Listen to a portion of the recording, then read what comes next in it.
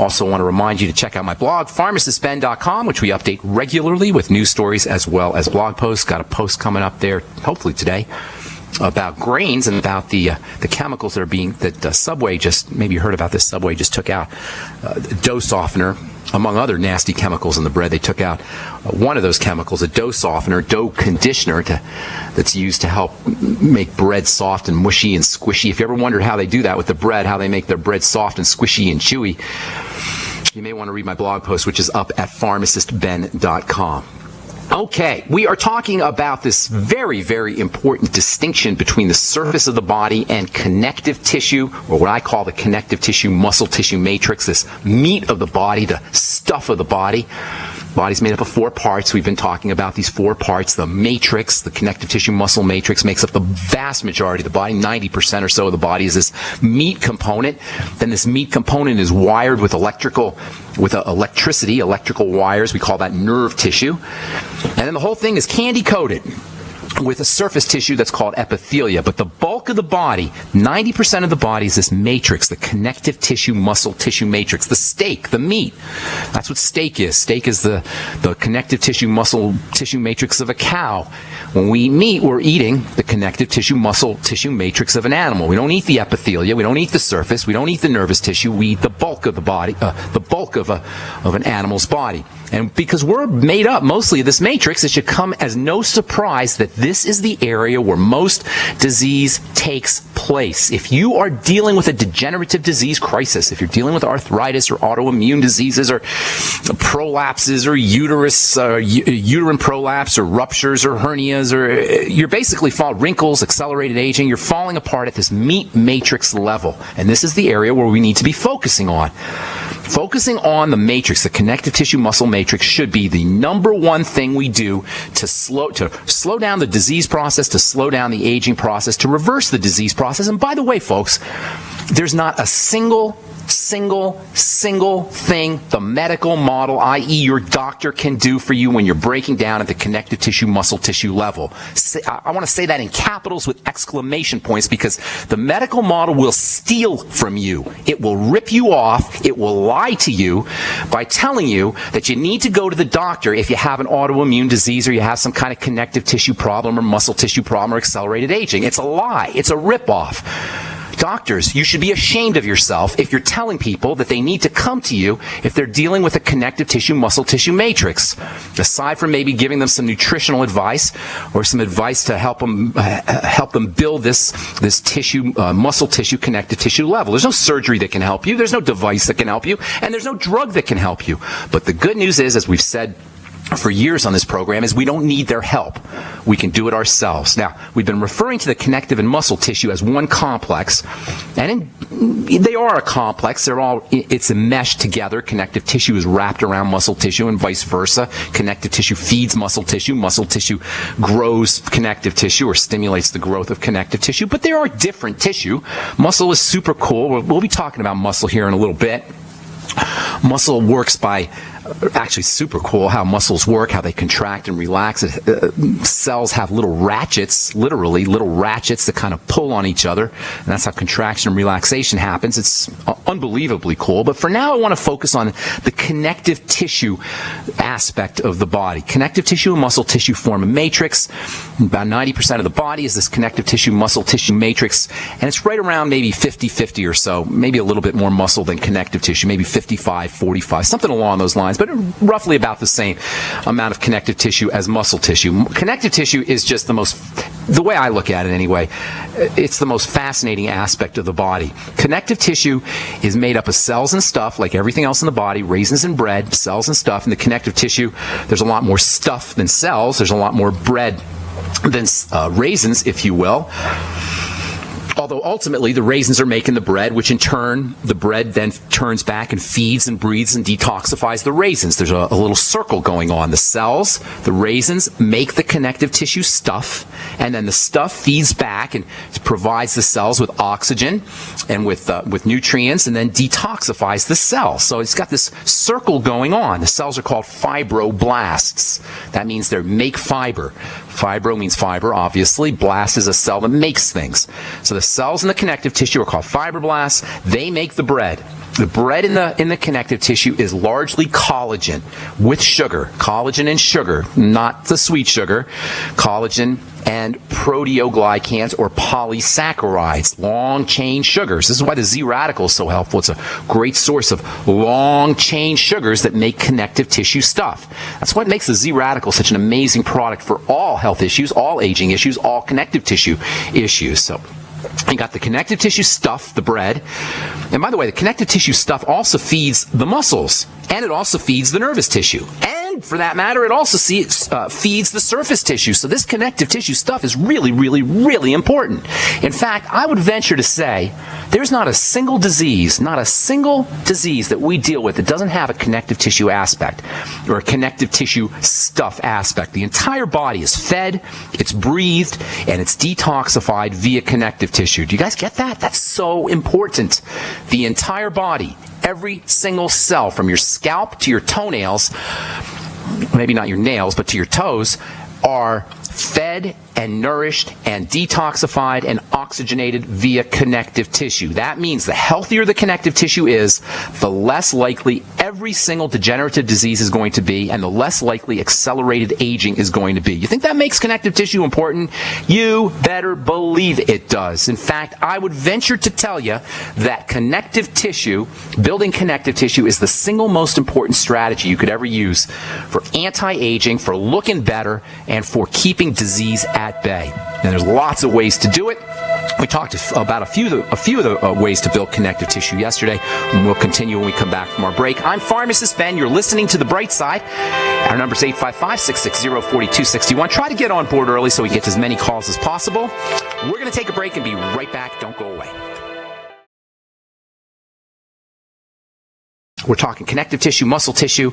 Building connective tissue, in my opinion, is probably the single most important, or at least one of the most important things that you could do to reverse or prevent the aging process and to help strengthen the body and to reverse and prevent degenerative diseases as well as autoimmune diseases. This is where most autoimmune disease takes place. It takes place in the connective tissue, most of it.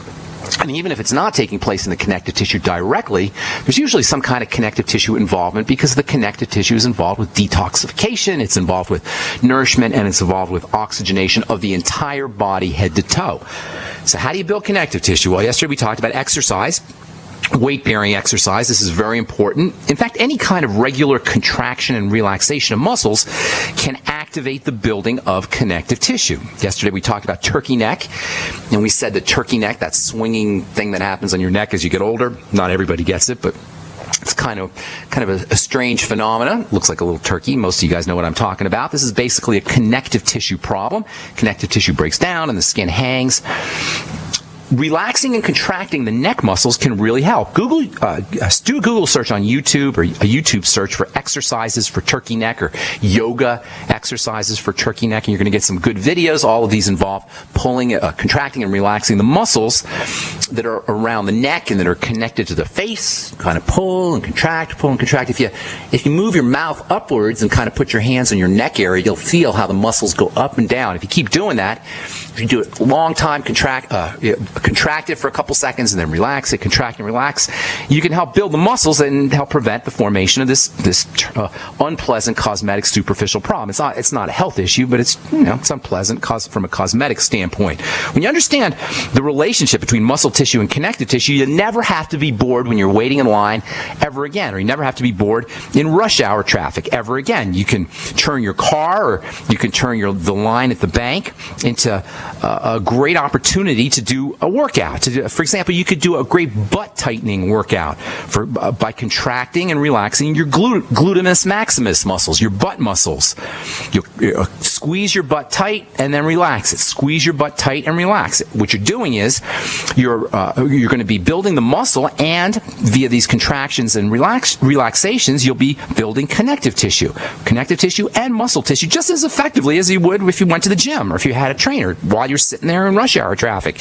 You can do it, or while you're waiting in line anywhere, you could do it as well. And this is where understanding how the body is constructed and how it's put together can really, really help us. Everybody wants to have a nice tight butt. People spend a lot of money. You spend a lot of money at the gym, spend a lot of money with a trainer, but you don't need to. You could just contract and relax your glute muscles and the connective tissue and muscle tissue will respond.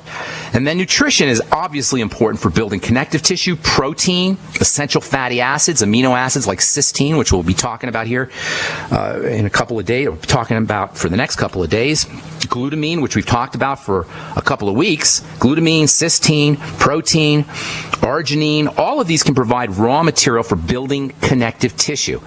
The ingredients in Longevity's glucogel caps can be really helpful for building all connective tissue. Now, people take it for arthritis. Well, connective tissue, joints and cartilage are connective tissue. Arthritis is a connective tissue disease. Why does glucosamine help it? It's a raw material for connective tissue.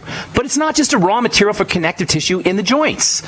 So if you take glucogel for your arthritis, you're going to get the raw materials to keep your connective tissue strong in your neck or in your butt or in your blood vessels or in your skin as well. This is where understanding how the body is constructed is so important. Glucogel caps will benefit you for anti-aging on your face. It will help you with your blood vessels. It'll help you with your connective tissue in your glutes. It'll help you with your connective tissue throughout your body. And of course, it'll help you for arthritis as well. All right, what else here? Eating. Eating is a great way to provide the raw material. Eating connective tissue is a great way to provide you with the basic building blocks, the raw material for building connective tissue. Eating connective tissue can be accomplished through bone soup. That's one of bone soup's great advantages. You're eating connective tissue. Bones are a type of connective tissue. The knobby stuff on the top of bones, the cartilage stuff on the top of bones, that's connective tissue. When we eat connective tissue, the raw materials for that connective tissue from the chicken or from the turkey or from the fish or from the meat get broken down into our body and provide us with raw materials for building our connective tissue. And then there's vitamin C, which is like a secret code, a trigger, or a fuse for activating the production of connective tissue. Scurvy, which everybody knows is the disease that's caused by vitamin C deficiency, is a connective tissue disease. It's when the connective tissue breaks down and we fall apart. Scurvy is probably one of the most horrible diseases that you could ever have. We don't have a lot of full-blown cases of scurvy because everybody's getting at least reasonably, at least a little bit of vitamin C. But if you took all the vitamin C out of your diet, your connective tissue would dissolve and you'd fall apart. And it's about the most horrible disease that you can think of. Now, even though there's not a lot of scurvy around, there may be subclinical scurvy. That is a type of scurvy that's not bad enough where you hemorrhage to death or you die, but maybe it's bad enough that you don't make enough connective tissue or you don't replace the connective tissue that's broken down.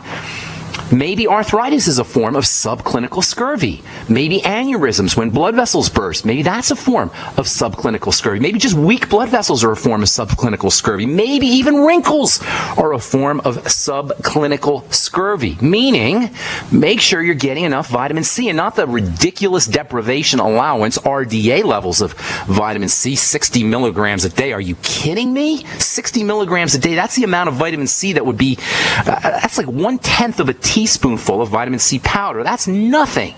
You need at least a gram of vitamin C a day, and you probably want to take 5 to 10 grams of vitamin C a day. And by the way, that's one of the neatest things about the Beyond Tangy Tangerine is the fact that it's loaded with vitamin C as well as the B complex, which are water soluble. That's a very important point about vitamin C and the B complex for that matter, is the fact that if you're one of those people who doesn't supplement, chances are pretty darn good that every time you go to the bathroom, every time you urinate, you're losing vitamin C. Every time you urinate, you're reducing your vitamin C content in your body significantly enough that you could be running higher risks for degenerative disease. You got to replace the water-soluble nutrients, especially vitamin C, and especially if you're dealing with connective tissue health issues, especially if you want to have beautiful skin, by the way. Nothing is more important for keeping your skin healthy and beautiful and anti-aged and youthful and wrinkle-free than working on the skin connective tissue. Youthful skin is largely about connective tissue for that matter.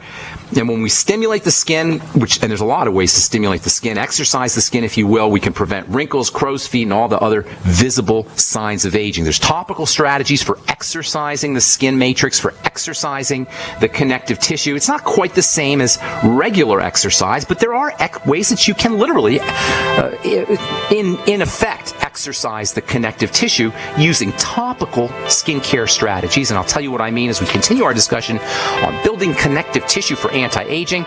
You're listening to The Bright Side. I'm Pharmacist Ben. We're coming back with your phone calls and more good health information. Don't go away.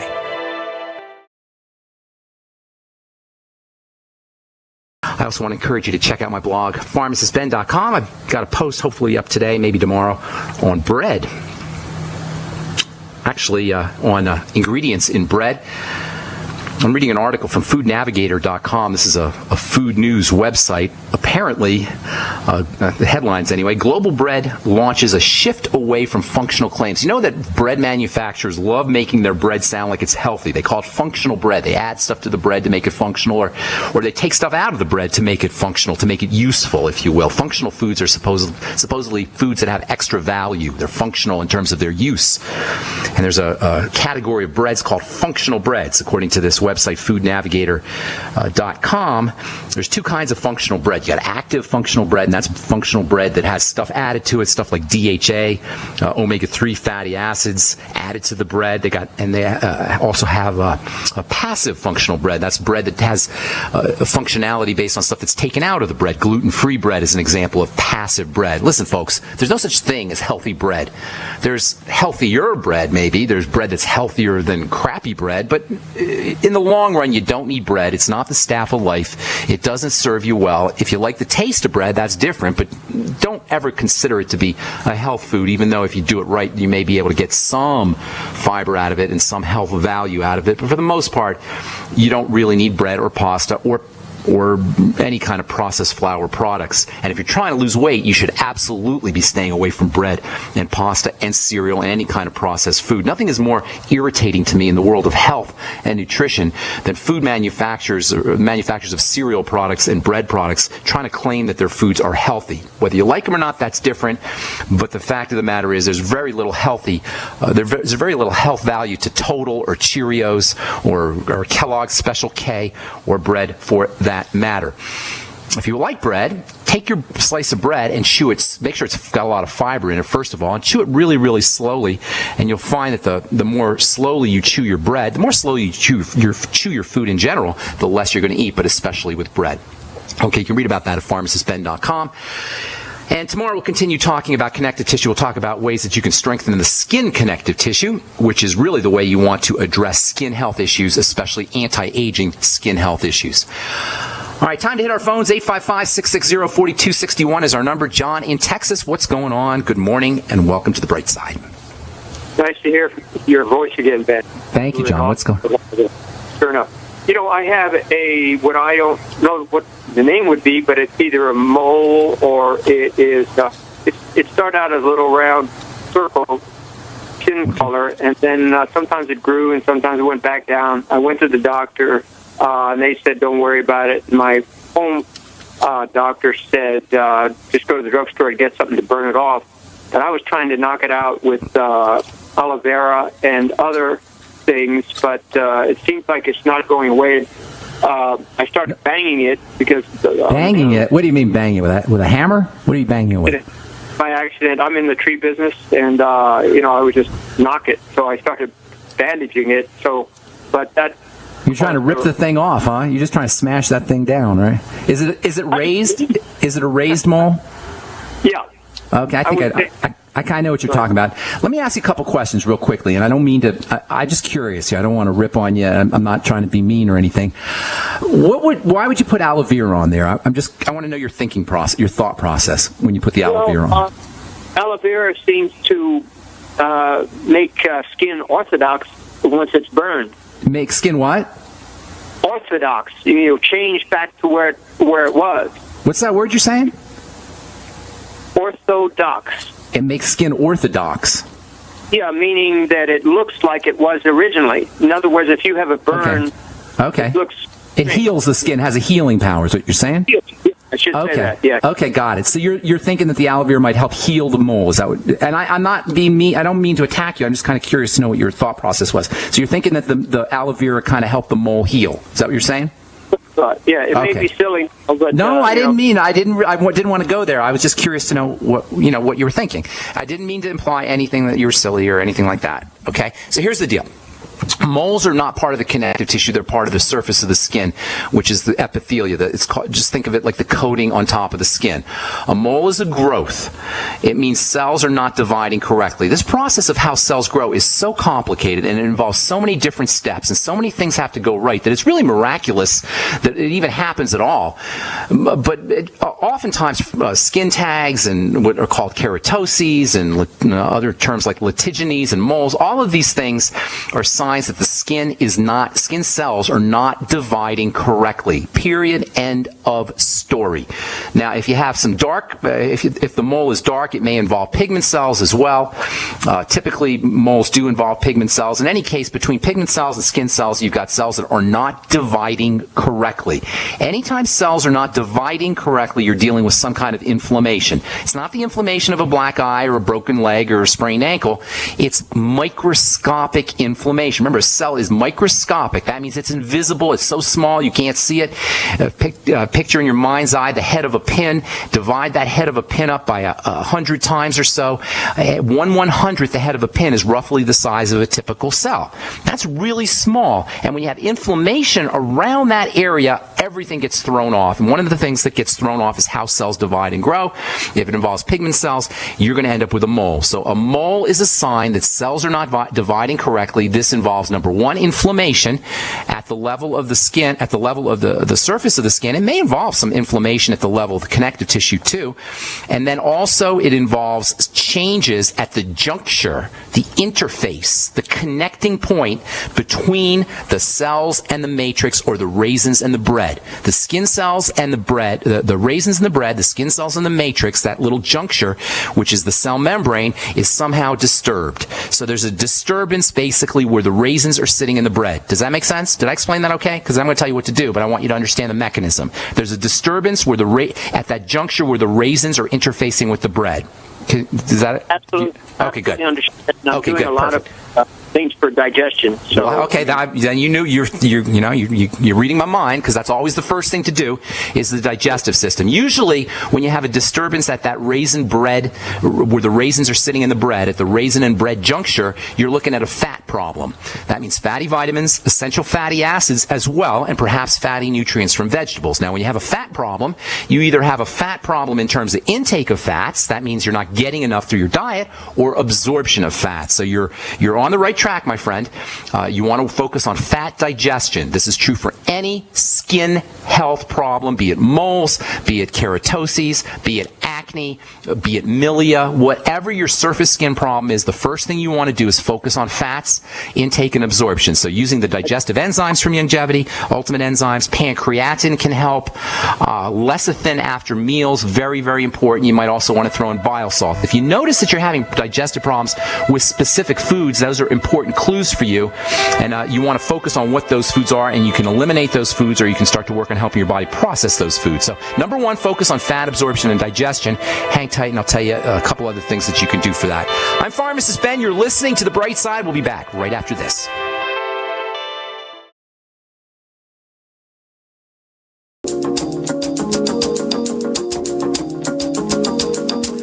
All right, we are back on The Bright Side. John in Texas. I'm going to go quickly, and I apologize for that, but I hate leaving folks on hold, and we got full board here. So, John, are you there?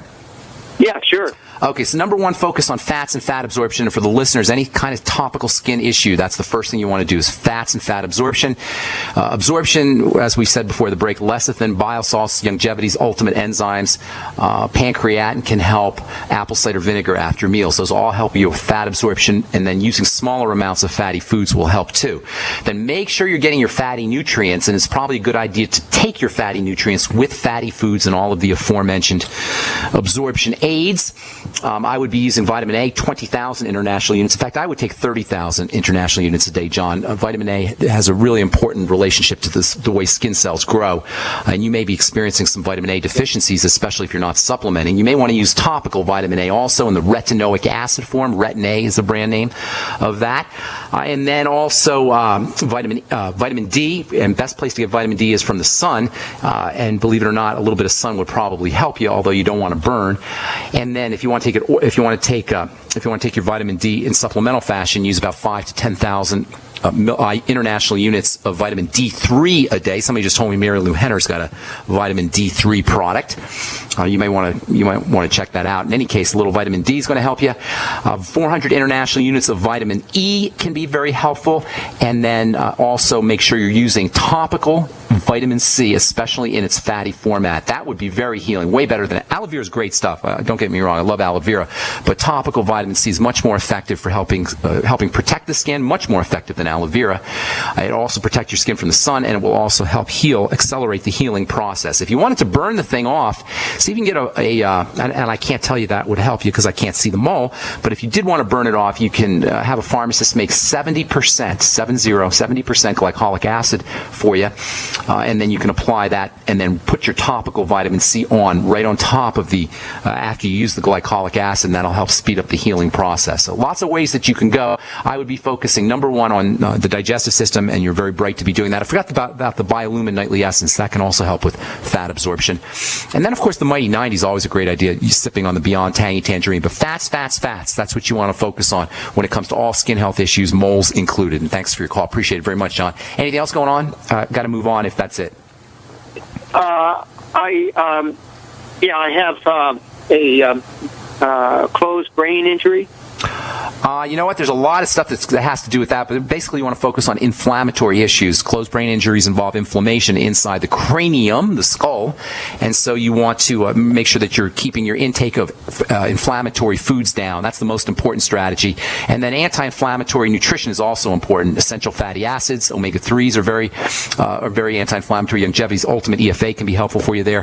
The vitamin C and vitamin E. Vitamin C, vitamin E are the two most anti-inflammatory vitamins, and essential fatty acids as well are very anti-inflammatory. And don't forget OPC selenium. Selenium's got some nice anti-inflammatory and pro-immune system properties too. Thanks so much for your call, John, and I apologize for letting you go, but I want to get to as many calls as possible here. John in Michigan, what's going on? Welcome to the bright side. Well, thank you, Ben.